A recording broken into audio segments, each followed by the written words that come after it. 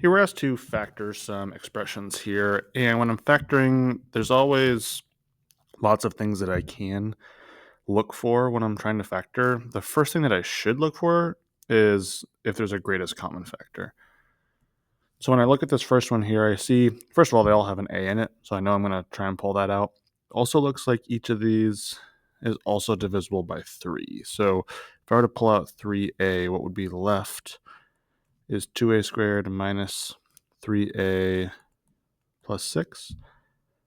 And now there's, again, I know I did the greatest common factor because now there's nothing that remains in all 3 of these terms that I can pull out. So from here, it's 3 terms left, so I'm going to go ahead and use like diamond and box to try and figure out if I can factor this into 2 pieces. So go ahead and do that.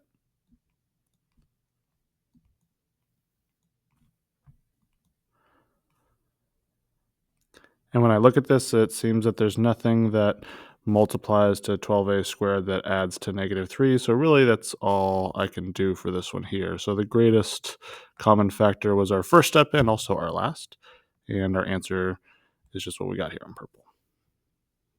Second one here, same idea. The first thing I'm going to look for is greatest common factor.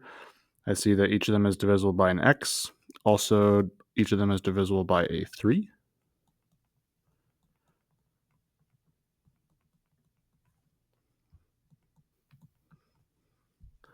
And now that I have found the greatest common factor and pulled that out, we will see if there is anything that I can do as far as factoring what's left. And this one here looks like we can factor this because negative 5x and negative 3x both go into 15x squared. So negative 5x, negative 3x. And it looks like our final answer here, don't forget this 3x that we pulled out in the first place. And then we have x minus 5, that's 5, and x minus 3. And that is as factored as it gets.